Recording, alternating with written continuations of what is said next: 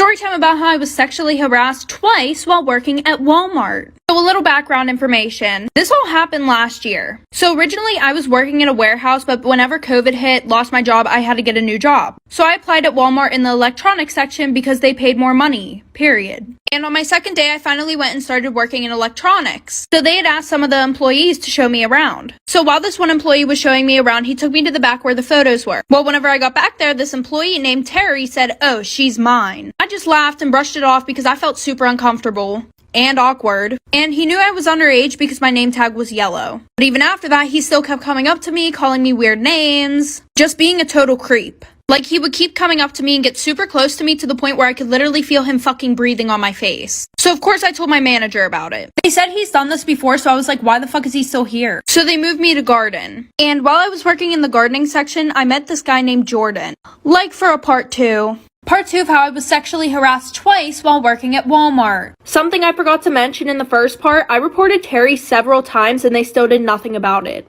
So like I said, then I met this kid Jordan, him and I started getting close, and work actually started to become fun. Well, finally, after a month, we decided that we were going to go out to lunch during work. So the day that we went out to lunch, he kept telling me that he needed to tell me something. But he was like beating around the bush the whole time. Like for some reason, he just couldn't get out what he wanted to tell me. But then he kept trying to change the subject like he wasn't the one who brought it up in the first place. I should have took that as a red flag before we went to lunch, but I didn't. So he keeps going on about it in the car, right? And then he's like, I'm not really 20, I'm 25 turning 26. So then for some reason after that, whenever he saw my mood change, this guy has the audacity to start touching my legs, fucking rubbing my inner thigh and shit. I kept telling him to stop. I was like, what the fuck are you doing? So then I told him I'm getting out of the car. And he says, I'm not gonna let you, like for part 3.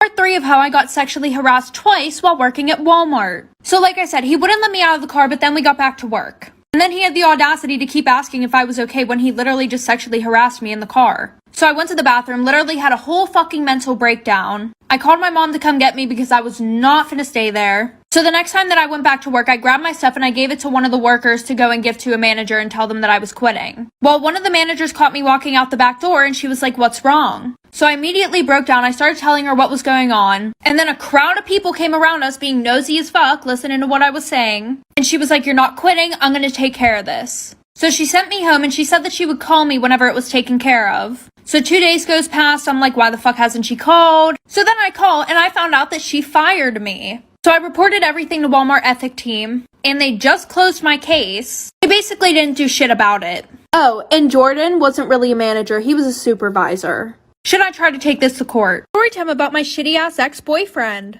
So a little background information. My ex and I have been dating for about 2 years. And throughout those 2 years, he was a dick.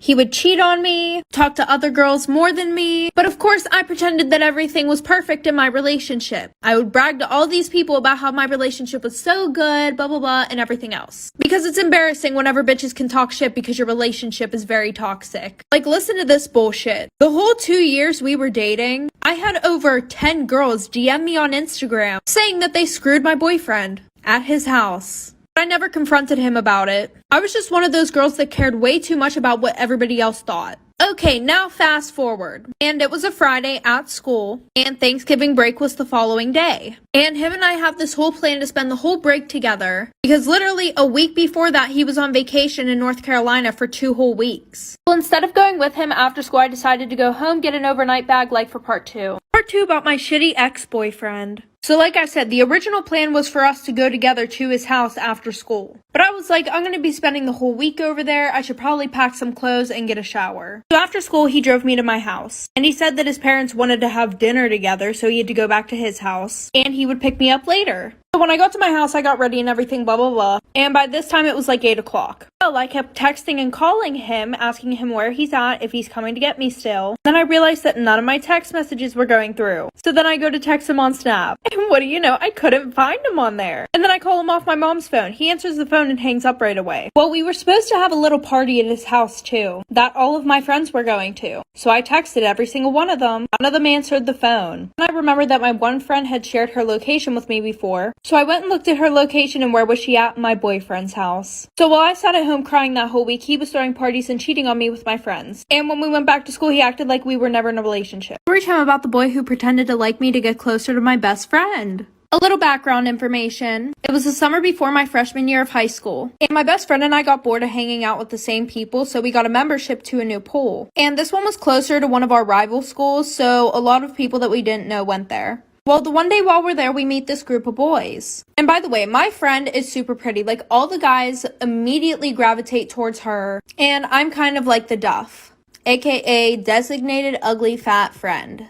Anyways, while she's over there talking to all the boys, I'm sitting down at one of the tables. And one of the boys from the group comes over to me and starts talking to me. And he was being super sweet. And then he's like, oh, I don't know why all of them are over there talking to her. Like, she's not even that pretty. He was like, to be honest, you're way better looking than her. Now listen, I know I might seem like a bad friend for this, but I never had that male validation before. So that kind of made me feel good. Well, fast forward, his best friend and my best friend start dating, like for part 2. Part 2 about how this guy used me to get with my best friend. Like I said, they started dating. The boy that I was talking to at the pool, we're gonna call him Luke. Well, Luke's best friend was dating my best friend. Fast forward 2 months, Luke's saying how he wants to date me and stuff like that, but it's not the right time. And every time that I would ask Luke to hang out, he would only hang out if my best friend was there. Red motherfucking flag alert, bitch. Anyways, I didn't see that red flag. So Luke and his best friend go to this party. And apparently I was told that there was this girl there that was really hot.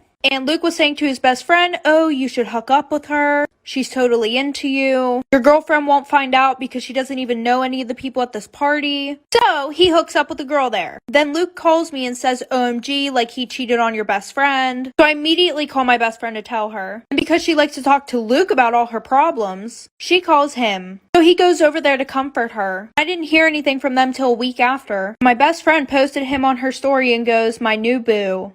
Story time about how I found out that my mom was sleeping with my history teacher to get me better grades. So it was my junior year of high school, and everybody knows that your junior year is the most important year of high school. If you didn't, well, now you know. My brother was in his senior year of high school, and when he was a junior, he had the same teacher, so he knew how hard the class was.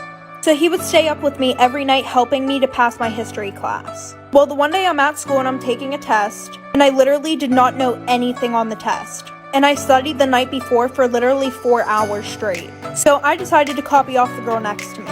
Well, a few days later, we get our test back. And I'm looking at mine, and I got a 97%. And then I look over to the girl next to me, she got a 33%. And then I started going through the tests, and none of the essay questions looked like my handwriting. But I didn't say anything because I wanted that A. Well, the one night, I'm sitting down with my family having dinner, and I told them that I copied off the girl next to me, and how I got a 97% and she got a 33%, and my brother flips out like for part 2. Part 2 of my mom sleeping with my history teacher to get me better grades. So like I said, I told my parents that I got a 97, she got a 33, and I was telling them how the handwriting didn't even look like mine, and everything. And then my brother starts flipping out, in front of my dad too. He goes, Mom, are you fucking serious? You couldn't let her try and do this on her own? And I was super confused. Like, I thought that maybe he was talking about my mom paid off the teacher. But then he said, yeah, Dad, if you didn't know, Mom's been fucking our history teacher to get us better grades. And then he goes, Mom, you're such a fucking whore. And my mom's sitting there not even fazed. She just took a drink of her wine and said, get the fuck upstairs now. Before my brother leaves the table, he goes, maybe you can fuck Dad's boss too. Maybe he'll get a raise. And then I realized what was happening. And it's around 6:30 p.m. So after that, a lot of stuff happened. My dad obviously wanted to get a divorce at that point. So my dad took my brother and I to our grandparents, and we stayed with them for like 2 weeks. But then everybody at school found out, and we got made fun of a lot. And then after that, we moved schools.